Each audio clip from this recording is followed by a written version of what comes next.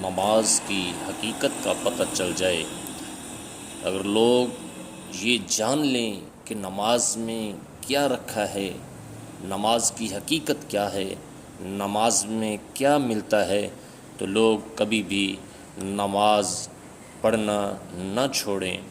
حضرت عبداللہ بن عمر رضی اللہ تعالی عنہ نبی کریم صلی اللہ علیہ وسلم کا ارشاد نقل کرتے ہیں کہ اسلام کی بنیاد 5 ستونوں پر ہے۔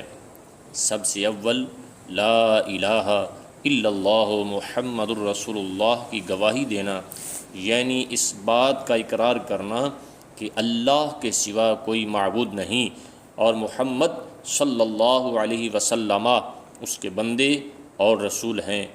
اس کے بعد نماز کا قائم کرنا، زکوٰۃ ادا کرنا، حج کرنا، رمضان المبارک کے روزے رکھنا۔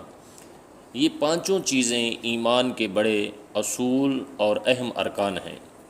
نبی اکرم صلی اللہ علیہ وسلم نے اس پاک حدیث میں بطور مثال کے اسلام کو ایک خیمہ کے ساتھ تشبیہ دی ہے جو 5 ستونوں پر قائم ہوتا ہے۔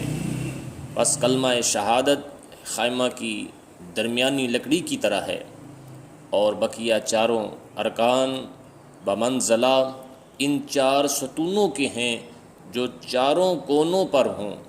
اگر درمیانی لکڑی نہ ہو تو خیمہ کھڑا ہو ہی نہیں سکتا، اور اگر یہ لکڑی موجود ہو اور چاروں طرف کے کونوں میں کوئی سی لکڑی نہ ہو تو خیمہ قائم تو ہو جائے گا، لیکن جس کونے کی لکڑی نہیں ہوگی وہ جانب ناقص اور گری ہوئی ہوگی۔ اس پاک ارشاد کے بعد اب ہم لوگوں کو اپنی حالت پر خود ہی غور کر لینا چاہیے کہ اسلام کے اس خیمہ کو ہم نے کس درجہ تک قائم رکھا ہے، اور اسلام کا کون سا رکن ایسا ہے جس کو ہم نے پورے طور پر سنبھال رکھا ہے۔ اسلام کے یہ 5 ارکان نہایت اہم ہیں، حتیٰ کہ اسلام کی بنیاد انہی کو قرار دیا گیا ہے، اور ایک مسلمان کے لیے بحیثیت مسلمان ہونے کے ان سب کا اہتمام نہایت ضروری ہے، مگر ایمان کے بعد سب سے اہم چیز نماز ہے۔ حضرت عبداللہ بن مسعود رضی اللہ تعالیٰ عنہ فرماتے ہیں کہ میں نے حضور صلی اللہ علیہ وسلم سے دریافت کیا کہ اللہ تعالی شانہ کہ یہاں سب سے زیادہ محبوب عمل کون سا ہے؟ ارشاد فرمایا کہ نماز۔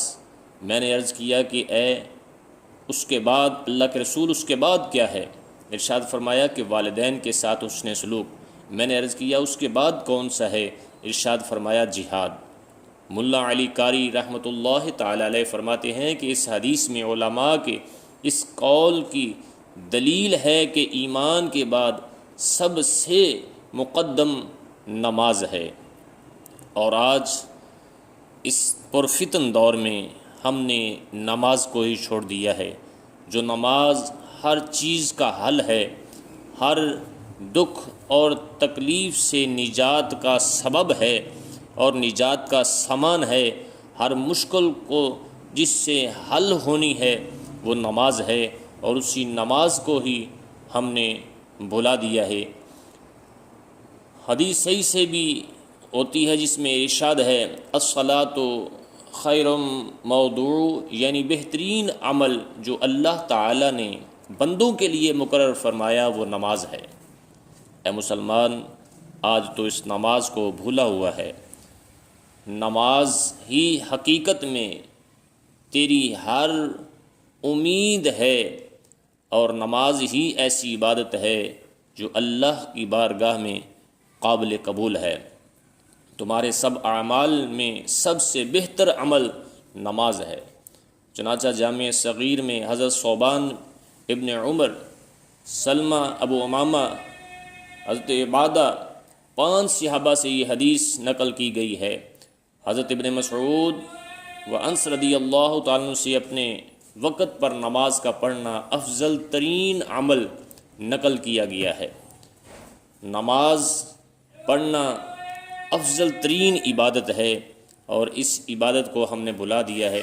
حضرت ابو درداء حضرت ابو ذر غفاری رضی اللہ تعالیٰ عنہ، حضرت ابو دردہ رضی اللہ تعالیٰ عنہ سے روایت ہے کہ ایک مرتبہ نبی اکرم صلی اللہ علیہ وسلم سردی کے موسم میں باہر تشریف لائے اور پتے درختوں پر سے گر رہے تھے۔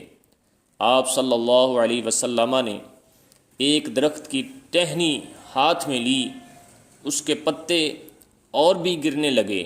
آپ صلی اللہ علیہ وسلم نے فرمایا، اے ابو ذر، مسلمان بندہ جب اخلاص سے اللہ کے لیے نماز پڑھتا ہے تو اس سے اس کے گناہ ایسے ہی گرتے ہیں جیسے یہ پتے درخت سے گر رہے ہیں۔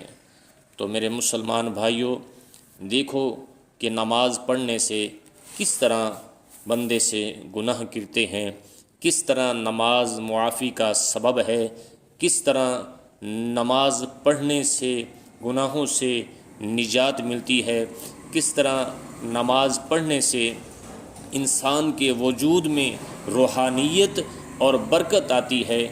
آج ہم نے اس نماز کو کیوں بھلا دیا؟ اے میرے مسلمان بھائی، آؤ اللہ کے حضور سجدہ ریز ہوں، 5 وقت کی نماز قائم کریں، اسی میں نجات کا سامان ہے۔ اللہ